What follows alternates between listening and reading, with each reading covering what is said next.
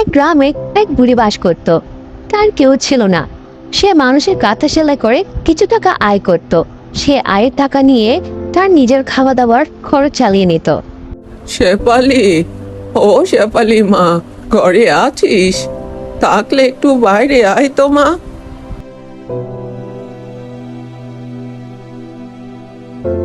গদাই বলেছিল তোর কাছে আসতে, তুই নাকি কাঁথা সেলাই করতে দিবি।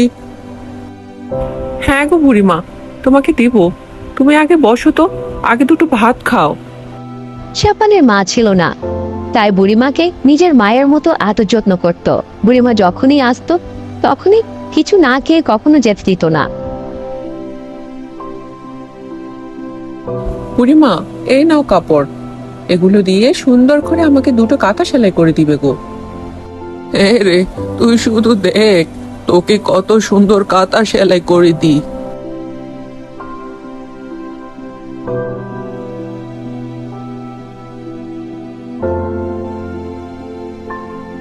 এই বুড়ি দেখছি আজকেও কারো কাছ থেকে কাপড় নিয়ে আসছে।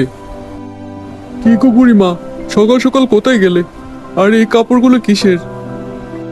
গদাইয়ের বাড়ি গিয়েছিলাম, গদাইয়ের বউ এই কাপড়গুলো দিল কাঁথা সেলাই করতে।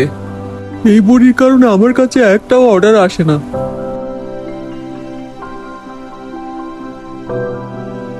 ঠাকুমা, মা বলেছে তোমাকে আমাদের বাড়ি যেতে, কিছু নাকি কাঁথা সেলাই করতে দিবে, সে কাপড়গুলো নিয়ে আসতে বলেছে।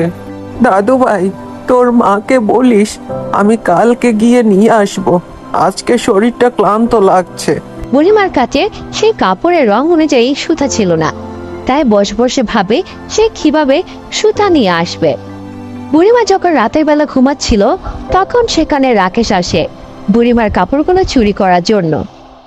আগে সবাই আমার কাছে কাঁথা সেলাই করতে দিত, আর এই বুড়ির কারণে এখন আমার কাছে কেউ কাঁথা সেলাই করতে দেয় না। এখন দেখি বুড়ি, তুমি কাপড় ছাড়া গদাইয়ের বাড়িতে কিভাবে কাঁথা সেলাই করে দাও। গদাই বুড়িমাকে হিংসে করে তার ঘর থেকে কাপড়গুলো নিয়ে আসে। পরে সে তার ঘরে কাপড়গুলো রেখে ঘুমিয়ে পড়ে।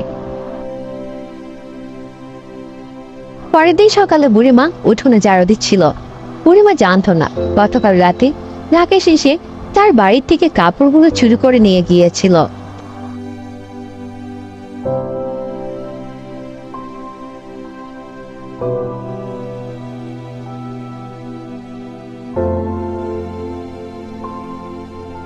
কালকে আমি কাপড়গুলো এখানেই রেখেছিলাম, এখন তো এখানে নেই। এই ঈশ্বর, এখন আমি কি করি? আমি কোথায় থেকে কাপড়ের জোগান দিব? বুড়িমা কাপড়গুলো খুঁজে না পেয়ে অনেক ভেঙে পড়ে। সে বসে বসে চিন্তা করে কি করবে এখন। না, আমার এভাবে বসে থাকলে হবে না। আমি শেফালির কাছে গিয়ে সব কথা খুলে বলবো, যদি পারে আমাকে মাফ করে দিবে, আর না হয় আমাকে শাস্তি দিবে।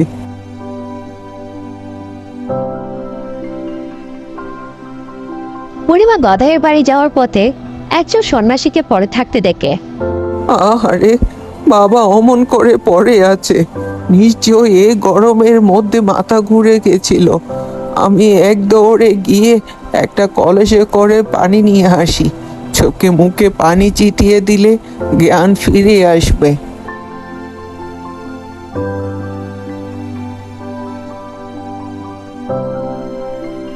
কিছুক্ষণ পরে বুড়িমা যখন পানি নিয়ে আসে তখন দেখে বাবা একদম সুস্থ হয়ে বসে আছেন।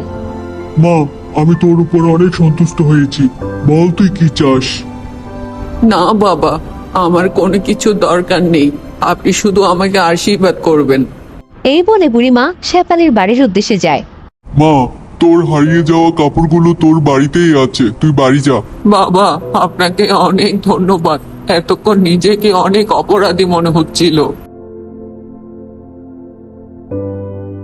বুড়িমা বাড়িতে এসে দেখে কাপড়গুলো সত্যি ওখানে রাখা আছে। বুড়িমা নিজেকে শান্ত করে এবং অনেক খুশি হয়। বুড়িমা কাপড়গুলো দিয়ে কাঁথাগুলো সেলাই করে ফেলে। আরে, গতকাল তো কাপড়গুলো এখানেই রেখেছিলাম, নিশ্চয়ই বুড়ির কোনো কারসাজি আছে। আজকে আমি বুড়িকে ছাড়বো না, একদম মেরেই ফেলবো।